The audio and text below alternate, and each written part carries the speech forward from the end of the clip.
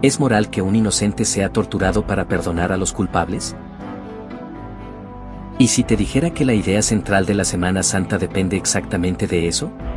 No de amor incondicional, no de compasión pura, sino de sangre como requisito legal cósmico. Cada año, millones conmemoran la crucifixión de un hombre ejecutado por el Imperio Romano. Pero casi nadie se detiene a preguntar algo incómodo. ¿Era necesario? ¿O estamos venerando una solución a un problema que nunca debió existir? Christopher Hitchens lo formuló con brutal claridad. La doctrina de la expiación es inmoral. Significa que alguien puede cargar con tu culpa. Hoy analizaremos la Semana Santa bajo 3 lentes: filosófico, histórico y científico. No vamos a discutir si las personas encuentran consuelo en ella. Eso es indiscutible. Vamos a preguntar algo más profundo. ¿Resiste la idea central? ¿El sacrificio redentor, el escrutinio lógico? Porque si el corazón del relato es éticamente problemático, entonces no estamos ante la historia más sublime jamás contada. Estamos ante el mito más sofisticado jamás normalizado. Y eso importa. Importa porque moldea moralidad. Importa porque define culpa. Importa porque condiciona cómo millones entienden justicia. La ejecución por crucifixión no era rara en el siglo I. Era un método romano de escarmiento público. La provincia de Judea estaba llena de tensiones políticas, mesianismo apocalíptico y rebeliones. Un predicador ejecutado no era una anomalía histórica. Lo que sí fue extraordinario fue la interpretación posterior. La muerte no fue presentada como fracaso. Fue reinterpretada como plan. Aquí ocurre el giro teológico. La ejecución se convierte en sacrificio. El castigo en redención. La humillación en victoria cósmica. Ese patrón no es exclusivo. Muchas culturas antiguas desarrollaron narrativas de muerte y renovación. Agricultura y ciclos estacionales. Dioses que mueren y retornan simbólicamente.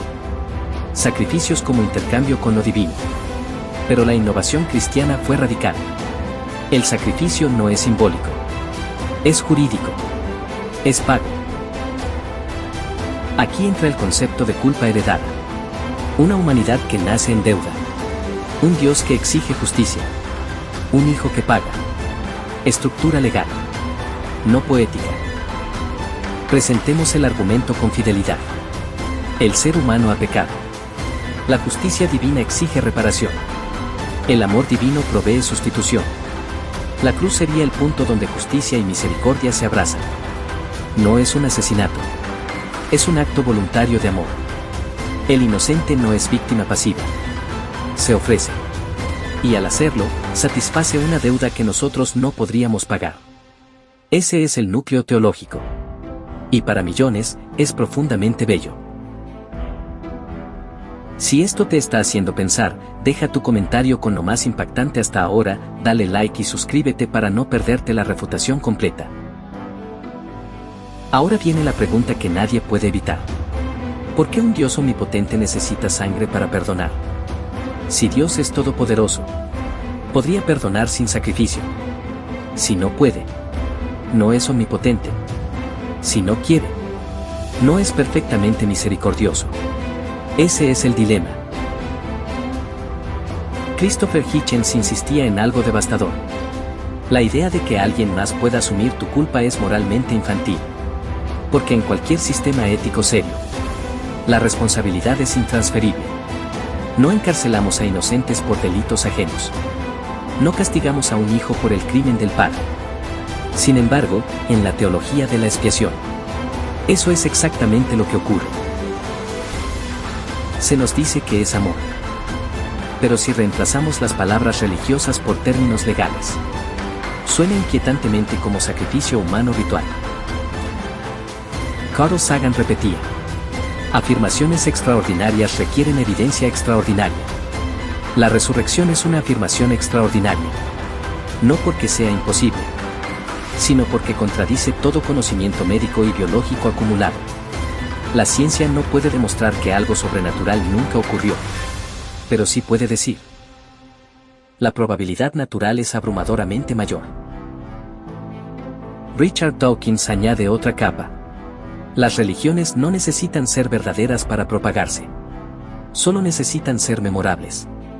Y pocas narrativas son tan potentes como culpa universal, sacrificio sangriento, redención eterna. Es psicológicamente irresistible. Pero fue un acto voluntario. Voluntario, bajo un plan diseñado por la misma divinidad que exige la sangre. Eso no elimina el problema moral. Lo desplaza. La fe supera la razón. Hitchens respondía: lo que puede afirmarse sin evidencia puede descartarse sin evidencia. La fe no es una virtud epistémica. Es una suspensión del estándar. La Semana Santa no es solo una tradición. Es una arquitectura moral. Y esa arquitectura descansa sobre 3 pilares. 1. Culpa heredada. 2. Justicia retributiva divina. 3. Sacrificio sustitutorio. Si uno cae, todo el edificio tiembla. En la siguiente parte entraremos en algo aún más incómodo. Es el concepto de pecado original psicológicamente funcional o manipulativo. Y luego iremos más lejos. Mucho más lejos. Volvamos atrás. Muy atrás. Antes del cristianismo. Antes del Imperio Romano. Antes incluso del judaísmo tal como lo conocemos. ¿Las culturas antiguas compartían algo en común? El sacrificio como lenguaje con lo divino. Sangre como moneda espiritual. En sociedades agrícolas, la muerte precedía a la cosecha. La semilla debía morir para que la vida emergiera. El simbolismo era poderoso. Pero era eso, simbolismo. La Semana Santa convierte ese patrón simbólico en una transacción ontológica real. No es un mito agrícola. Es una operación legal cósmica. Aquí ocurre algo nuevo. El problema ya no es la fertilidad de la tierra. Es la culpabilidad del ser humano. Y esa culpa no es opcional. No es circunstancial. Es heredada. La doctrina sostiene que nacemos en deuda. Antes de elegir. Antes de actuar. Antes de pensar. Culpables por asociación genética con una figura arquetípica. Imagina que el sistema judicial moderno funcionara así. Naces. Y automáticamente tienes antecedentes penales por un delito cometido por un antepasado remoto. No suena a justicia. Suena a tribalismo antiguo. Y sin embargo, la arquitectura del sacrificio redentor depende de esta premisa. Sin culpa heredada. No hay necesidad de expiación. Sin expiación, no hay cruz necesaria. El creyente responde: no es injusto. Es solidaridad ontológica. La humanidad es una unidad moral. Así como la caída fue colectiva, la redención también puede serlo. El sacrificio no es castigo arbitrario. Es restauración del orden moral. Y aquí la narrativa se vuelve emocionalmente irresistible. Un Dios que no ignora la justicia, pero tampoco abandona a su creación. Un juez que paga la multa de su propio tribunal. Es poético. Es potente. Es dramáticamente perfecto. Y precisamente por eso merece análisis frío. Christopher Hitchens lo planteaba con una pregunta devastadora. ¿Cómo puede la moral mejorar si el castigo puede transferirse? La responsabilidad es el núcleo de la ética madura. Sin responsabilidad individual, no hay autonomía moral. Si otro puede pagar por ti, tu culpa deja de ser tuya. Y si tu culpa deja de ser tuya, la justicia se convierte en teatro. Además, existe un problema lógico más profundo. Si el sacrificio era el plan desde el principio, entonces el sistema fue diseñado para requerir sufrimiento. Un arquitecto que construye un edificio sabiendo que deberá demolerlo para repararlo no es omnisciente. Es innecesariamente dramático. Hay 2 modelos de justicia. 1. Justicia retributiva, alguien paga. 2. Perdón auténtico, la deuda se cancela sin violencia. La cruz pertenece al primer modelo. Pero si Dios es infinitamente superior moralmente, ¿Por qué opera bajo el mismo paradigma que los códigos tribales antiguos? Un perdón que necesita sangre. No es perdón puro. Es compensación. Y la compensación implica que la violencia es moralmente necesaria. Richard Dawkins argumenta que las ideas religiosas exitosas funcionan como memes culturales. Sobreviven sí. Son emocionalmente intensas. Ofrecen identidad grupal. Responden al miedo existencial. La narrativa de culpa universal y redención exclusiva cumple los 3 criterios. Activa miedo. Ofrece solución. Define pertenencia. Es evolutivamente eficiente. No necesita ser verdadera. Solo necesita ser psicológicamente poderosa. Carl Sagan agregaría otra capa. Vivimos en un universo de 13.800 millones de años. Miles de millones de galaxias. Billones de estrellas. En ese escenario cósmico, la idea de que el centro del drama universal sea la ejecución de un predicador en una provincia romana exige evidencia extraordinaria. No emoción. Evidencia. Pero transformó civilizaciones. También lo hicieron otras religiones. El impacto histórico no es sinónimo de verdad ontológica. El mensaje es amor. El mensaje puede ser inspirador. La estructura teológica puede seguir siendo problemática. El sacrificio muestra cuánto valemos. Pero si nuestro valor requiere tortura divina para demostrarse, eso no habla de amor incondicional. Habla de un sistema que necesita violencia para validarse. Imagina por un momento que la historia fuera diferente. Un Dios que simplemente dice: te perdono. Aprende. Crece. Sin sangre. Sin ejecución. Sin trauma ritualizado. ¿Sería menos poderoso? ¿O más moralmente avanzado? La Semana Santa enseña que el sufrimiento es necesario para restaurar el orden. Pero las sociedades más avanzadas moralmente reducen el sufrimiento. No lo glorifican. En la siguiente parte iremos aún más lejos.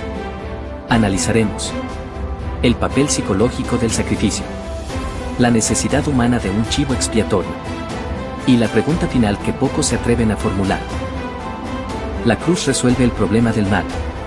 ¿O lo amplifica? Respira hondo. Ahora entramos en territorio estructuralmente incómodo. Hay algo profundamente humano en todo esto.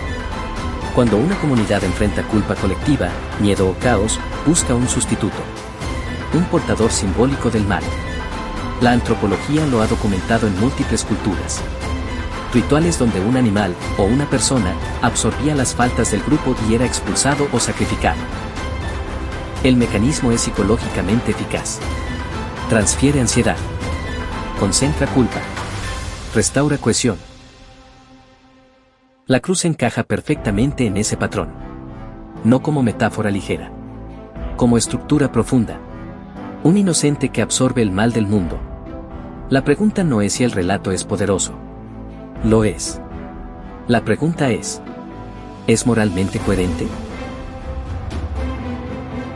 Christopher Hitchens insistía en algo brutalmente claro.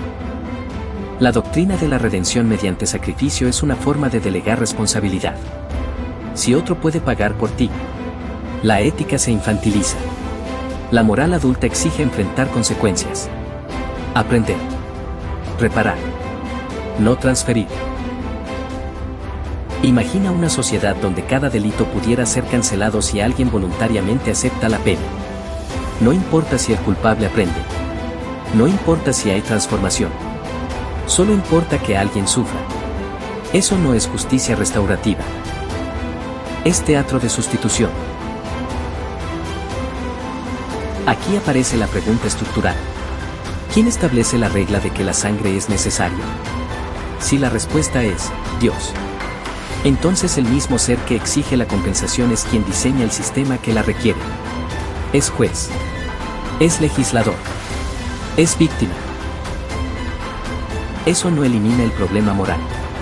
Lo concentra. Un sistema donde el arquitecto crea la deuda y luego paga la deuda.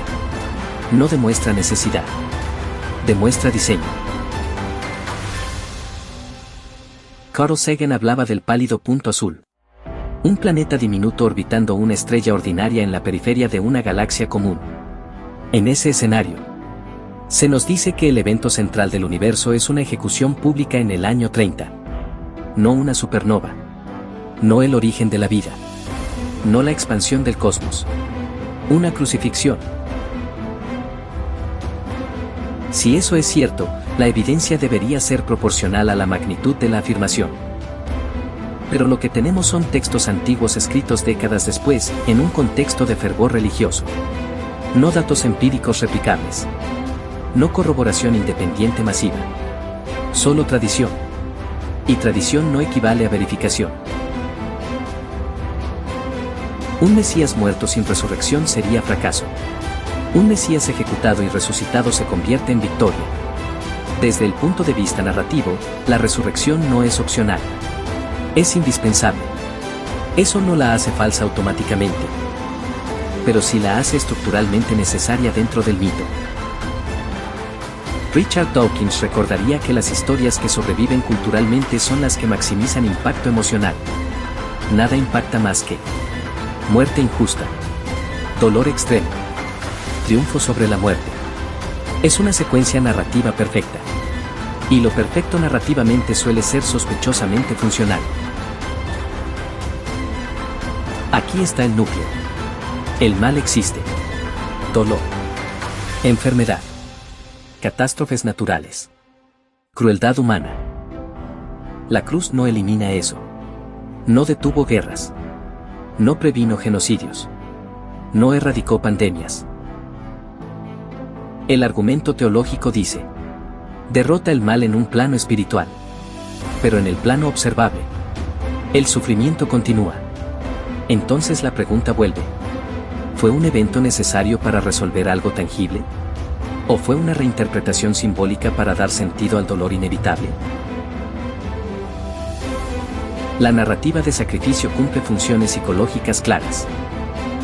Reduce culpa personal. Ofrece sentido al sufrimiento. Proporciona esperanza post-mortem. Eso explica su persistencia. Pero explicación funcional no es confirmación factual. Un placebo puede aliviar. Eso no convierte la sustancia en medicina real. Imagina que nunca hubiéramos aprendido que nacemos culpables. Imagina una ética basada en responsabilidad individual, empatía racional, consecuencias reales, sin deuda heredada, sin castigo vicario, sin trauma ritual elevado a virtud. ¿Sería una humanidad menos moral? ¿O simplemente más adulta? La Semana Santa no es solo una conmemoración histórica. Es una narrativa que enseña que la culpa precede a la acción, que el sufrimiento puede ser moralmente necesario, que la sangre puede ser redentora. Y cada una de esas premisas merece examen. No desprecio. Examen. En la siguiente parte entraremos en la dimensión más delicada. ¿Es la idea de amor sacrificial realmente altruismo? ¿O es obediencia elevada a virtud? ¿Qué tipo de moral produce esa narrativa a largo plazo? Ahora entramos en la zona donde la crítica deja de ser histórica y se vuelve ética en estado puro. La narrativa tradicional afirma: la mayor muestra de amor es dar la vida por otros. Suena noble, suena heroico, suena incuestionable. Pero analicemos la estructura. El sacrificio ocurre porque existe un mandato superior, una voluntad divina, un plan preestablecido. La virtud no está solo en el amor, está en la obediencia.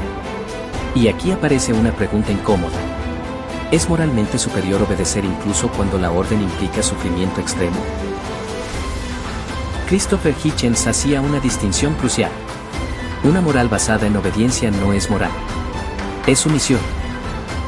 Si el acto es bueno porque Dios lo ordena, entonces la bondad depende del mandato, no del principio. Y si depende del mandato, puede invertirse. La pregunta clásica es simple: ¿Algo es bueno porque Dios lo ordena? ¿O Dios lo ordena porque es bueno? Si es bueno solo porque lo ordena, la moral es arbitraria. Si lo ordena porque ya es bueno, entonces el estándar moral existe independientemente de él. La cruz se mueve dentro de ese dilema. Porque el sufrimiento se declara necesario no por análisis ético autónomo, sino por diseño divino. Y eso cambia el eje. Observemos las consecuencias culturales. Una narrativa donde el dolor tiene propósito. El sufrimiento es redentor. La entrega total es la virtud suprema. Eso puede inspirar altruismo, pero también puede normalizar el abuso. ¿Cuántas personas han soportado relaciones destructivas pensando que sufrir es noble? ¿Cuántas injusticias se han tolerado bajo la idea de que el dolor purifica? Una idea puede ser espiritualmente poética y socialmente peligrosa. Richard Dawkins explicaría que las religiones que promueven sacrificio y cohesión grupal tienden a fortalecer identidad colectiva. El grupo que comparte ritual y narrativa fuerte sobrevive mejor. La cruz no solo es símbolo espiritual, es emblema tribal. Marca pertenencia. Define quién está dentro y quién está fuera. Eso tiene ventajas evolutivas. Pero nuevamente, funcionalidad no es veracidad. Sí, las personas pueden transformarse profundamente a través de creencias. Eso es real. Pero la transformación subjetiva no valida la estructura objetiva del sistema. Alguien puede cambiar su vida leyendo filosofía estoica. Eso no convierte a Zeus en literal. Carl Sagan insistía en la humildad epistemológica. Es mejor comprender el universo como realmente es que persistir en un delirio, por satisfactorio que sea. La satisfacción emocional no sustituye la evidencia. Volvamos al punto inicial. Un Dios omnipotente crea un mundo. Ese mundo cae en pecado. El pecado exige muerte. Dios encarna. Muere para satisfacer la ley que él mismo estableció. Si esto fuera presentado como ficción simbólica, sería una narrativa poderosa sobre perdón. Pero cuando se afirma como evento literal indispensable para la salvación eterna, la carga de prueba cambia. No es poesía. Es ontología. Hemos examinado la base histórica, el mecanismo psicológico del chivo expiatorio, la ética del castigo sustitutorio, el dilema moral de obediencia versus principio, la perspectiva científica y evolutiva. Y en cada capa aparece la misma tensión. La historia es poderosa, pero el sistema que la sostiene plantea preguntas serias. La Semana Santa puede seguir siendo tradición cultural. Puede ser arte. Puede ser memoria histórica. Puede ser símbolo literario. Pero si se afirma como necesidad moral absoluta, entonces debe enfrentar el escrutinio lógico. Christopher Hitchens lo resumió con crudeza elegante. Si Jesús murió por mis pecados, entonces no es mi moral la que está en juego. Es la coherencia del sistema. La pregunta no es si la historia conmueve. La pregunta es, ¿era necesario el sacrificio? ¿O estamos venerando una solución a un problema diseñado? En un universo vasto, antiguo y aún misterioso, tal vez la verdadera madurez moral no consista en aceptar sustituciones, sino en asumir responsabilidad. Si este análisis te hizo replantear algo, déjalo en los comentarios. ¿Qué parte te resultó más desafiante? Suscríbete para el próximo episodio, donde examinaremos otro pilar central de la teología bajo la misma lupa implacable. Porque cuestionar no destruye la verdad, la fortalece. Y si una idea no soporta preguntas, quizás nunca fue tan sólida como parecía. Toda la arquitectura de la Semana Santa depende de una palabra: necesario. Si no era necesario, entonces el sacrificio fue evitable. Si era necesario, entonces alguien diseñó un sistema donde el sufrimiento era condición obligatoria. Y aquí está la pregunta que casi nunca se formula directamente: ¿Puede un ser perfectamente bueno diseñar un sistema donde la tortura sea el mecanismo de redención? No emocionalmente. Lógicamente. Imagina un universo donde el error humano es parte del aprendizaje. El perdón no requiere compensación. La justicia no exige sangre.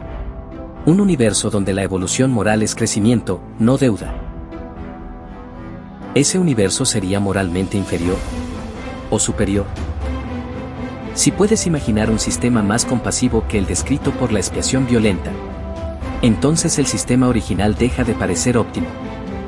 Y si no es óptimo, no parece diseñado por perfección infinita. Carl Sagan describía la Tierra como un pálido punto azul, un grano de polvo suspendido en un rayo de sol.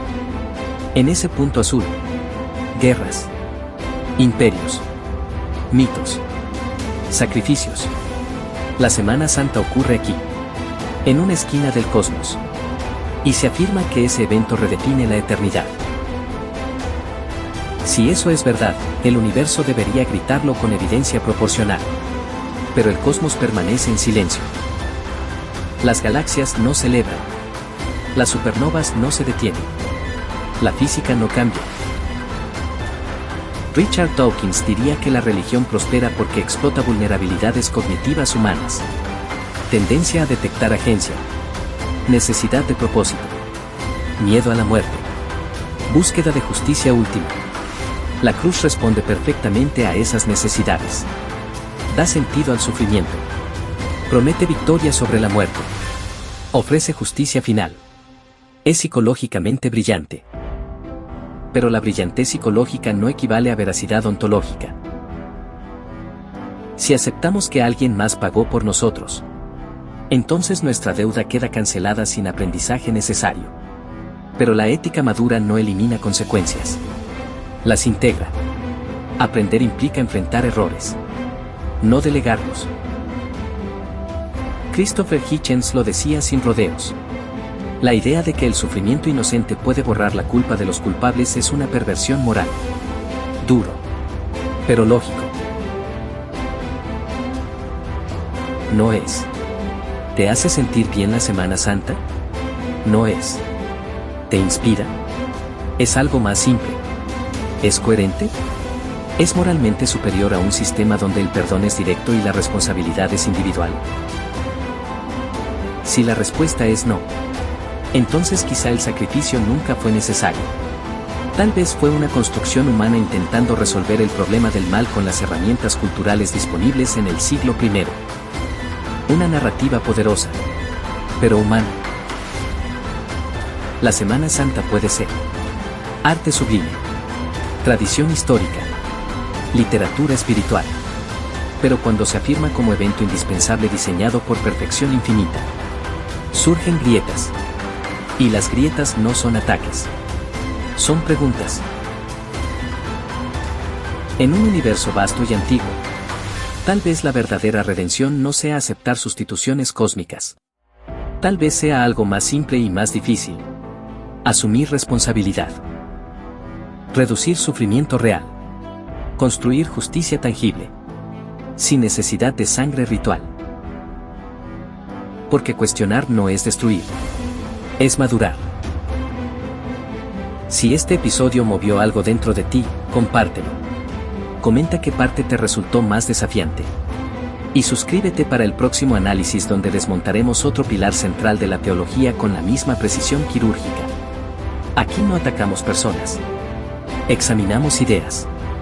Y las ideas fuertes sobreviven. Las frágiles, no.